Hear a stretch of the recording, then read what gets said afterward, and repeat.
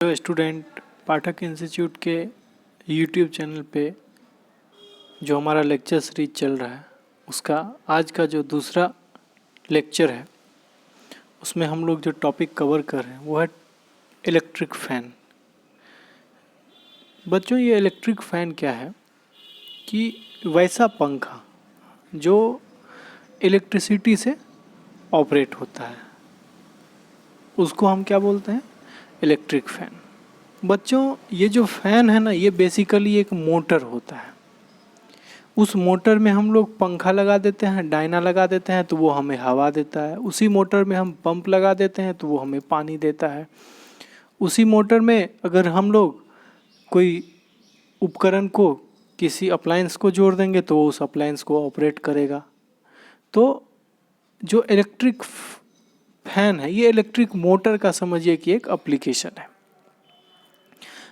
अभी जो हम लोग उपयोग करते हैं घर में फ़ैन, वो हमारा सिंगल फेज इलेक्ट्रिक मोटर जो होता है, इंडक्शन मोटर, उससे ऑपरेट होता है। तो ये सिंगल फेज आप लोग का सेकेंड ईयर का सिलेबस में है, तो इसको हम लोग single phase motor, 3 phase motor ये सब पढ़ेंगे। लेकिन डोमेस्टिक इलेक्ट्रिकल अप्लायंस में जो एक ये टॉपिक है इलेक्ट्रिक फ़ैन, इसको हम लोग अभी देखते हैं। इसका बेसिक ब्रीफ इंफॉर्मेशन लेने का कोशिश करते हैं।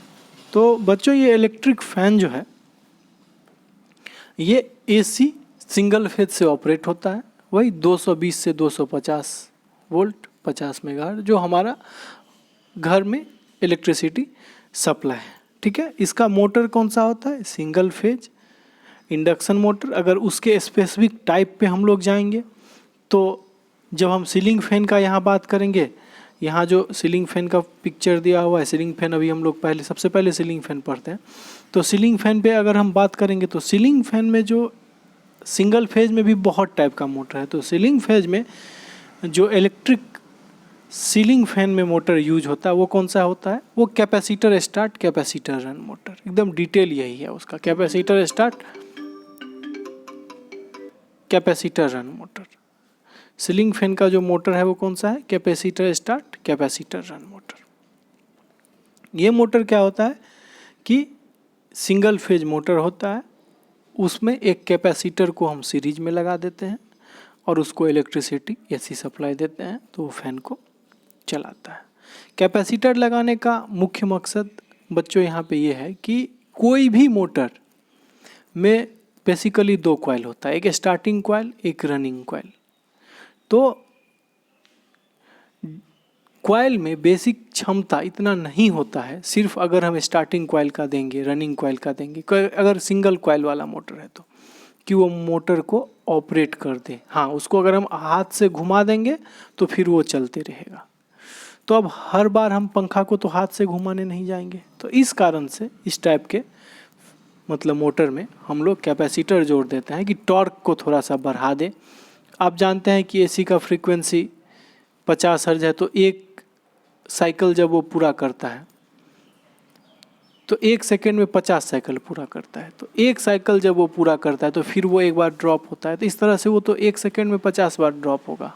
तो फैन का वोल्टेज हमेशा चेंज होता रहेगा। इस कारण से हम लोग कैपेसिटर लगा देते हैं। इसका जो फर्स्ट टाइप है सीलिंग फैन, इस पर हम लोग आते हैं।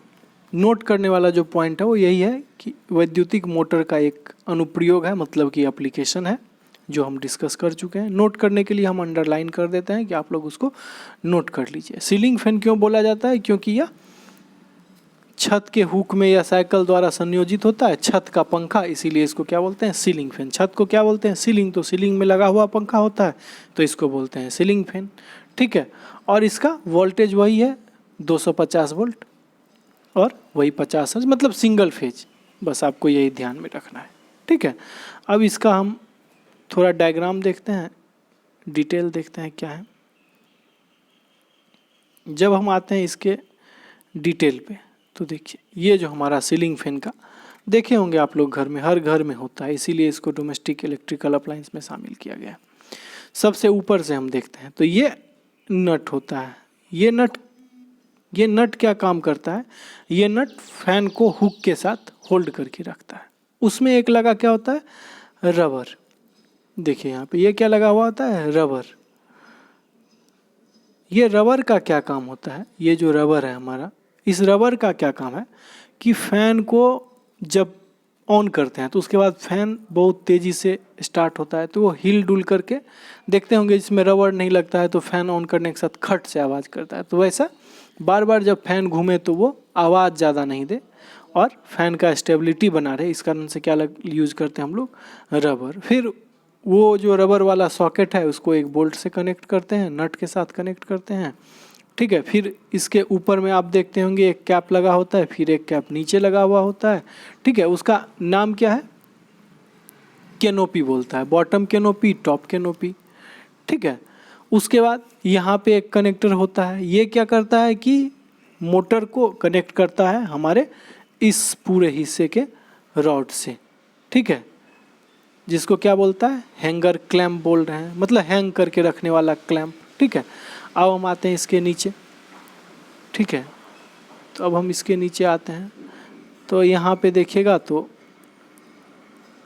ये वाला जो हिस्सा है यहाँ पे कैपेसिटर लगा होता है, कंडेंसर जिसको बोलते हैं। पंखा से कितना वायर आता है आप देखे होंगे, नॉर्मल फैन से 3 वायर आता है, इस मोटर से जब हम देखते हैं तो 3 वायर आता है, ये 3 वायर, 1 2 3, ये मोटर से निकला। कंडेंसर का हमारे पास कितना वायर, 2 वायर, और लाइव लाइन हमारा कितना, इलेक्ट्रिसिटी का 3 लाइव लाइन। तो हम लोग करते क्या है कि 2 को सीधे कंडेंसर के साथ हम लोग कनेक्ट कर देते हैं, एक सीधे न्यूट्रल हो जाता है और एक इसमें क्या हो जाता है, लाइव हो जाता है। और ये जो कंडेंसर और एक फैन का लाइन है सीरीज, वो वाला एक अलग हिस्से में हम लोग टाइट कर देते हैं। जब आप लोग कनेक्टर देखेंगे इसका तो एक साइड कनेक्टर में 3 स्क्रू और होल होता है, एक साइड कनेक्टर में 2 स्क्रू होता है। तो 2 वाले में एक लाइव एक न्यूट्रल, और 3 वाले में जो तीनों का तीनों वायर फैन से आ रहा है वो लगा देंगे। मतलब वो दिखेगा आपको ऐसे, देखिए उसका डायग्राम हम आपको दिखाते हैं, ऐसा दिखेगा। ये फ्रंट व्यू है, उसमें एक साइड में 3 और एक साइड में 2। तो इसमें हम लोग जोड़ देंगे लाइव, और 1 मिनट, ये जो डायग्राम आपको दिखेगा फ्रंट व्यू, एक साइड में 3 एक साइड में 2, तो इसमें हम लोग जोड़ देंगे लाइव, इसमें जोड़ देंगे न्यूट्रल। इधर से हमारा जो 3 कॉइल पंखा के मोटर से आ रहा है वो तीनों हम यहाँ पे कनेक्ट कर देंगे, ठीक है। और कैपेसिटर जो है हमारा, कैपेसिटर कहाँ पे कनेक्ट होगा, एक इसमें कनेक्ट कर देंगे और एक इसमें, एक लाइव वाले में और एक इसमें। ये होता क्या, इसमें एक रनिंग कॉइल होता है और एक स्टार्टिंग कॉइल होता है। ये बेसिक है, डिटेल हम लोग आगे पढ़ेंगे। तो इस तरह से हम फैन को क्या कर देते हैं, कनेक्ट कर देते हैं, और फिर उसको जब इलेक्ट्रिसिटी से जोड़ते हैं तो फैन हमारा चलने लगता है। उसके बाद यहाँ पे ये क्या हमारा ब्लेड है, मतलब इस मोटर में अगर हम ब्लेड लगा दिए तो हमारा क्या बन गया, ये फैन बन गया। अगर मोटर में ब्लेड नहीं लगाते तो जस्ट एक मोटर था ये, और ब्लेड को मोटर से जो कनेक्ट कर रहा है इसको बोल रहे हैं ब्लेड फ्लेंज, ठीक है। एक और इम्पॉर्टेंट बात यहाँ पे आप लोग ध्यान रखिए कि कोई भी जो मोटर है उसमें 2 हिस्सा होता है, एक होता है स्टेटर और एक होता है रोटर। स्टेटर मतलब स्टेशनरी पार्ट, जो हमेशा रुका हुआ है वो क्या है, स्टेटर, और जो घूम रहा है वो क्या है, रोटर। जैसे अगर हम इस मोटर का बात करें, तो इस मोटर में ये वाला हिस्सा कंप्लीट क्या है, रुका हुआ है, ये कभी नहीं घूमता है। तो ये हमारा कौन सा हिस्सा हो गया, स्टेटर, ठीक है। और इसके अंदर जो कॉइल है, यहाँ पे कॉइल जो कि मूव नहीं कर रहा है, तो वो भी क्या हो जाएगा, स्टेटर। और जब हम रोटर पे आते हैं तो ये वाला जो हिस्सा है जो कि हमको घूमते हुए दिख रहा है ये ऐसे, वो हमारा क्या है, रोटर, ठीक है। तो ये स्टेटर हो गया और ये रोटर हो गया। कोई भी मोटर है उसका ये दोनों हिस्सा होता ही होता है। चलिए अब थोड़ा सा हम आते हैं आगे, इसके डिटेल में क्या सब दिया हुआ है। तो वही चीज़, पहला क्या दिया हुआ, स्टेटर, मतलब कोई भी जो मोटर है उसमें एक फिक्स हिस्सा होता है जो कि हमेशा क्या होता है, रुका हुआ होता है, उसको क्या बोलते हैं, स्टेटर। उसी में बाइंडिंग आता है, वही 2 बाइंडिंग जो हम चर्चा किए, रनिंग बाइंडिंग और स्टार्टिंग बाइंडिंग। उसके बाद आता है रोटर। तो रोटर पंखा का या किसी भी मोटर का वैसा हिस्सा है जो रोटेट होता है, जो घूमता है। नाम से ही स्पष्ट है, रोटर मतलब रोटेट हो रहा है, मतलब क्या, घूम रहा है, ठीक है। उसके बाद क्या आता है, उसके बाद आता है कैपेसिटर। तो कैपेसिटर वही सीरीज में जोड़ रहे हैं हम लोग। कैपेसिटर का यहाँ पे क्या काम है, देखिए श्रेणी क्रम में संयोजित करते हैं और इसका काम क्या है, मोटर को ज़्यादा से ज़्यादा टॉर्क देना। हम क्या बोले थे कि मोटर में इतना ताकत खुद से नहीं होता कि वो खुद से ऑपरेट हो सके, लेकिन अगर उसको हाथ से घुमा देंगे तो वो मोटर मेरा फैन को चला देगा या मोटर घूमने लगेगा। लेकिन हर बार हम हाथ से घुमाने तो जाएंगे नहीं पंखा को, इस कारण से उसमें क्या लगा देते हैं, कैपेसिटर। कैपेसिटर क्यों लगा देते हैं, ताकि टॉर्क ज़्यादा हो और वो पंखा को आराम से घुमाते रहे। उसके बाद एक पार्ट क्या है, रेगुलेटर। ये देखते होंगे बिना रेगुलेटर का भी फैन चल सकता है, लेकिन रेगुलेटर हम लोग इसीलिए उपयोग करते हैं ताकि हमारा फैन का जो वोल्टेज है, एक तो वोल्टेज कम ज़्यादा होगा तो फैन का स्पीड कम ज़्यादा होगा, लेकिन रेगुलेटर से वोल्टेज कांस्टेंट रहने के बावजूद हम अपने सुविधा के अनुसार, अपने इच्छा से उस फैन के स्पीड को कम और ज़्यादा कर सकते हैं। तो रेगुलेटर क्या करता है, स्पीड को कंट्रोल करता है। स्पीड को क्या करता है, कंट्रोल करता है, मतलब या तो बढ़ा सकता है या उसको घटा सकता है। तो रेगुलेटर क्या करता है, स्पीड को कंट्रोल करता है। अब रेगुलेटर को भी कैसे जोड़ते हैं, तो रेगुलेटर हमेशा कैसे जुड़ेगा, सीरीज में जुड़ेगा, फैन के साथ सीरीज में जुड़ेगा। मतलब कहने का ये है कि अगर हमारा ये फैन का दो वायर आया है, इधर एक लाइव है और एक न्यूट्रल है, एक लाइव है एक न्यूट्रल है, ये दोनों हम फैन मतलब इलेक्ट्रिसिटी से जा रहे हैं, जोड़े हुए हैं। इस आगे यहाँ पे फैन लगा हुआ है, यहाँ पे फैन लगा हुआ है, तो रेगुलेटर हम यहाँ पे जोड़ देंगे। यहाँ पे कैसे जोड़ेंगे, तो सीरीज में जोड़ेंगे। मतलब ये अगर हम देखें इसको, तो ये हमारा लाइव, ये हमारा न्यूट्रल, यहाँ पे ऐसे करके हम जोड़ दिए, तो ये हमारा क्या हो गया, ये हमारा हो गया रेगुलेटर। और फिर इधर हम फाइनली सप्लाई दे दिए किसको, फैन को। तो रेगुलेटर कैसा जुड़ा हुआ दिख रहा है, सीरीज में। अब इस रेगुलेटर को हम से फैन के स्पीड को बढ़ा सकते हैं या घटा सकते हैं। तो ये हमारा क्या है, रेगुलेटर है। ठीक है, देखिए यहाँ पे इसका थोड़ा ये पुराना वाला रेगुलेटर है जो आप लोग बड़ा वाला देखे होंगे घर में। अब थोड़ा सा इलेक्ट्रिकल कॉन्सेप्ट हट करके थोड़ा सा इलेक्ट्रॉनिक कॉन्सेप्ट पे आ गया है। ठीक है, तो ये रेगुलेटर में क्या है, देखिए ये 1 point, 2 point, 3 point, 4 point, 5 point सामान्यतः आप देखते होंगे। एक ऑफ होता है, उसके बावजूद 5 स्पीड होता है। एक तो ऑफ है यहाँ पे, ये तो ऑफ हो जाएगा, और उसके बाद जब ऑन होगा तो 5 पॉइंट होगा। उसके साथ वही स्टार्टिंग, वही दिखाया गया है, starting coil, capacitor, running coil, ये सारा आपका फैन का चीज़ है। ये जो आपको दिख रहा है यहाँ पे, ये सारा आपका फैन है। ये क्या आपका, ये फैन है। ठीक है, ये आपका रेगुलेटर है, और ये न्यूट्रल है, ये वाला लाइन, और ये वाला लाइन कौन सा है, लाइव वाला लाइन। देखिए बिल्कुल कैसे दिखाया गया है, सीरीज में कनेक्ट होकर के दिखाया गया है। ठीक है, वही चीज़ यहाँ पे लिखा हुआ होगा, वही कि अच्छी किस्म के रेगुलेटर का प्रतिरोध के स्थान पर इंडक्टर्स का प्रयोग किया जाता है, मतलब रेसिस्टर के जगह पे इंडक्टर का प्रयोग किया जाता है। ठीक है, उसके बाद हम लोग थोड़ा सा इसको देखते हैं। ये इलेक्ट्रॉनिक रेगुलेटर जो हम लोग अभी देख रहे हैं बोर्ड में ऑटोमेटिकली सॉकेट के तरह जो लगा हुआ होता है, इसमें हम लोग क्या यूज करते हैं, इसमें यूज करते हैं एक ट्राइक जिसका नंबर क्या है ZO607, और एक डायक जिसका नंबर क्या है DB3C312। 0.1 माइक्रोफैराड का एक कैपेसिटर यूज करते हैं। और ये हमारा क्या है, ये हमारा क्या है, ये हमारा है, ये जो आप देख रहे होंगे ये है हमारा वेरिएबल रेसिस्टेंस। ये क्या है, वेरिएबल रेसिस्टेंस है, और ये फिक्स रेसिस्टेंस है। फाइनली यहाँ पे एसी सप्लाई दी है, ये फैन है। फैन के साथ देखिए यहाँ पे भी ये किस तरह से कनेक्टेड है, ये देखिए अगर फैन के साथ यहाँ पे देखिएगा तो ये भी सीरीज में कनेक्टेड है, यहाँ पे भी ये सीरीज में कनेक्टेड है। तो ये हमारा इलेक्ट्रॉनिक रेगुलेटर है। इसका यहाँ पे वही लिखा हुआ है कि एक डायक एक ट्राइक यूज करते हैं। डायक और ट्राइक दोनों क्या है, सेमीकंडक्टर है, तो वही लिखा हुआ है ट्राइक नामक अर्धचालक युक्ति लगा करके इसका प्रयोग किया जाता है। और ये क्या करता है, थोड़ा सा इलेक्ट्रिसिटी का कम खपत करता है। इस कारण से अब हम लोग इलेक्ट्रॉनिक की तरफ बढ़ रहे हैं।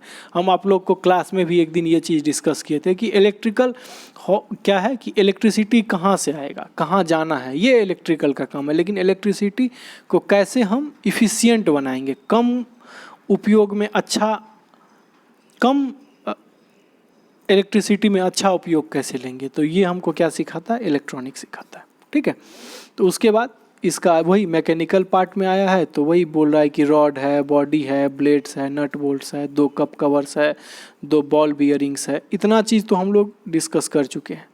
अब यहाँ पे एक आया बॉल बियरिंग।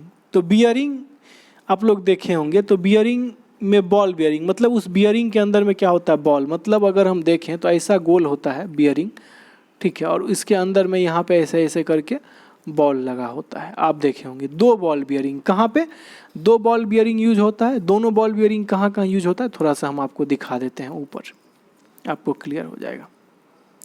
2 बॉल बियरिंग जो यूज होगा यहाँ पे, एक बॉल बियरिंग यहाँ पे टॉप पे और एक यहाँ पे बॉटम में, दोनों शाफ्ट के, एक पिक पे और एक बॉटम पे, 2 बॉल बियरिंग हम लोग यहाँ पे यूज करते हैं, जो यहाँ पे लिखा हुआ है, ठीक है, यांत्रिक भाग में। तो इस तरह से ये सारा बियरिंग क्यों यूज करते हैं, ताकि शाफ्ट का लेंथ हमेशा सेम रहे। नहीं, बियरिंग अगर यूज नहीं करेंगे तो शाफ्ट इधर उधर हिलेगा, मतलब कि वो फाइनली डैमेज हो जाएगा। इस कारण से हम क्या यूज करते हैं, बियरिंग यूज करते हैं।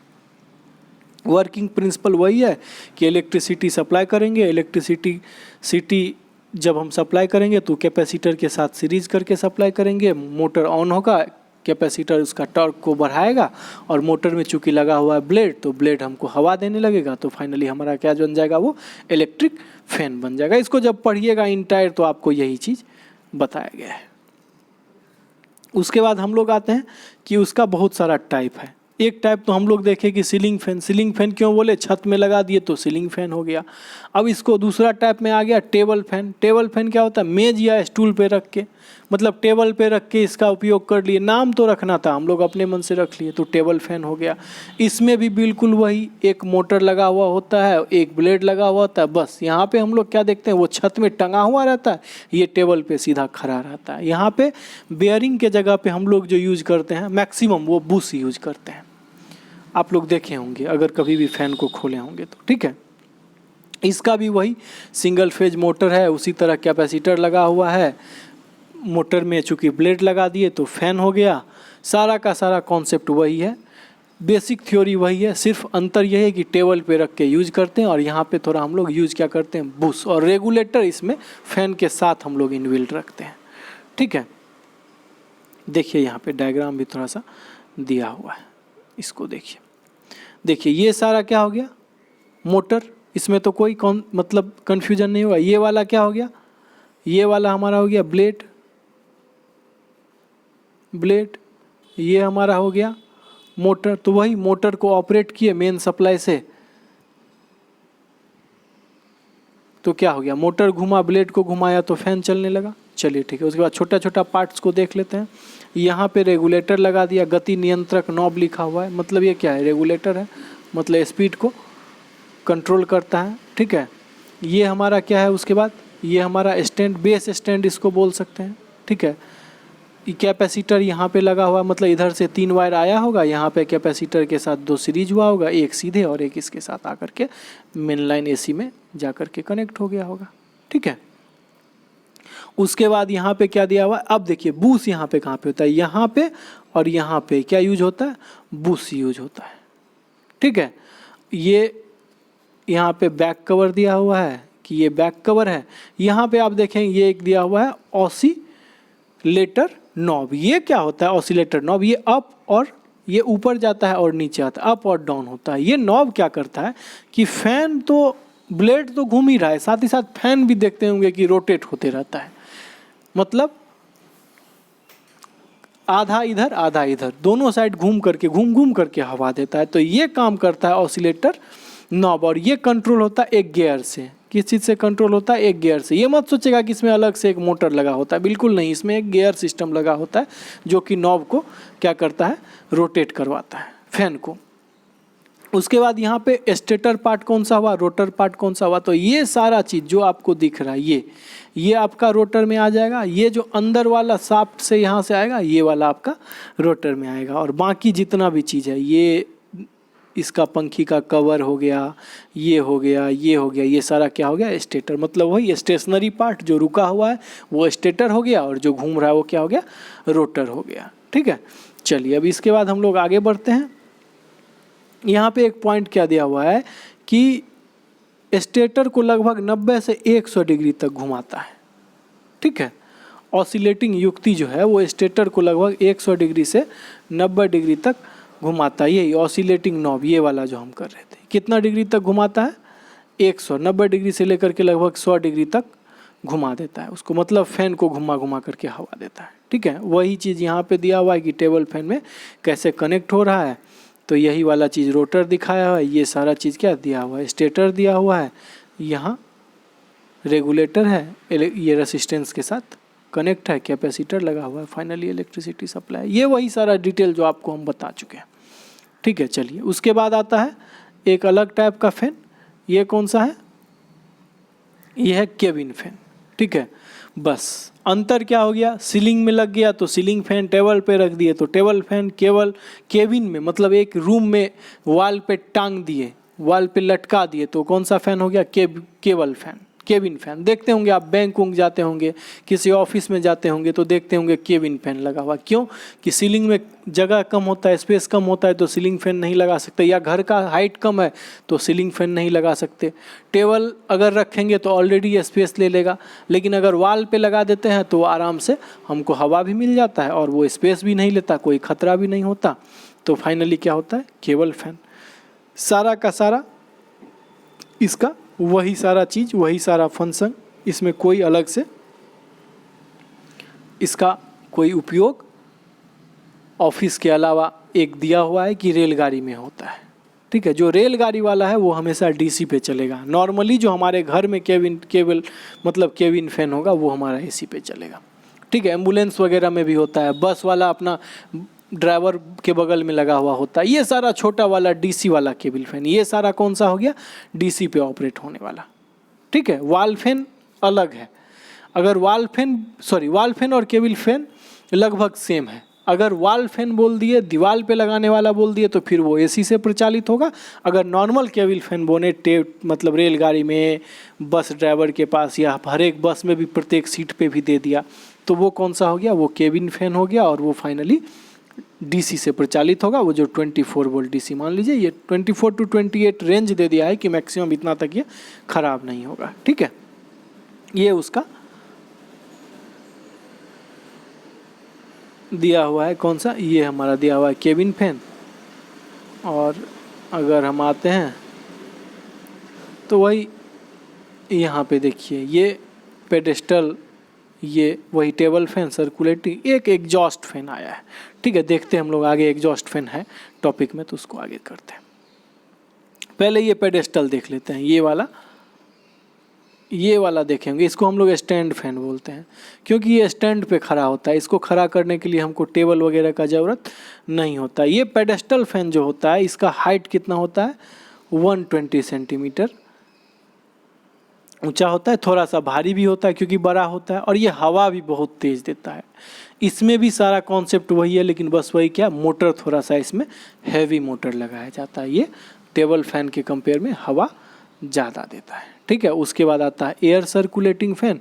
ये बिल्कुल टेबल फैन ही है, ठीक है, लेकिन ये भी थोड़ा सा क्या होता है कि लिखा हुआ है कि 1500 आरपीएम इसका घूर्णन गति होता है, और टेबल पंखे की अधिकतम घूर्णन गति बिल्कुल ये टेबल फैन ही है, लेकिन इसका थोड़ा सा आरपीएम मतलब रिवॉल्यूशन पर मिनट स्पीड क्या है, थोड़ा सा ज़्यादा है। तो इस कारण से इसका एक अलग टाइप बना दिया एयर सर्कुलेटिंग फैन। सब फैन का बिल्कुल प्रिंसिपल वही है।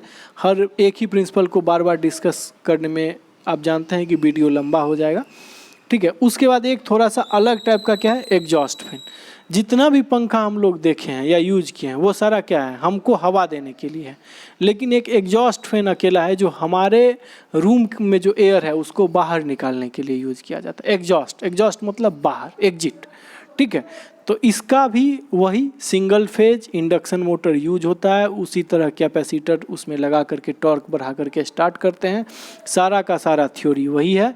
इसको एक फ्रेम में सेट करके मोटर को वही ब्लेड लगाते हैं तो मोटर फैन बन जाता है, और चूंकि वो बाहर के तरफ हवा निकालता है तो इसका पंखा जो होता है थोड़ा सा अलग डिजाइन का होता है, और इसको हम लोग रूम के अंदर के डायरेक्शन में नहीं लगा करके उसका जो फेस होता है वो वॉल से बाहर की तरफ दिखता है, और फाइनली ये क्या करता है, जब इसको हम ऑन करते हैं तो हवा को बाहर खींचकर फेंक देता है, ठीक है। इसका जो डायमेंशन दिया है वो 30 to 60 सेंटीमीटर, एग्जॉस्ट फैन का व्यास मतलब डायमीटर, और इसका स्पीड क्या है 700 से 900 आरपीएम मतलब रिवॉल्यूशन पर मिनट इसका क्या है स्पीड है। और इसका उपयोग रसोई घर में और किसी इंडस्ट्री में करते हैं जहाँ की हवा हमको ज़्यादा बन गया है तो उसको बाहर निकालने में। रसोई में क्योंकि रसोई में खाना बनाते हैं तो गैस बहुत ज़्यादा बन जाता है तो उसको बाहर निकालने में इसका हम उपयोग करते हैं। ठीक है, एग्जॉस्ट फैन कर लेने के बाद जो हमारा आज का ये लास्ट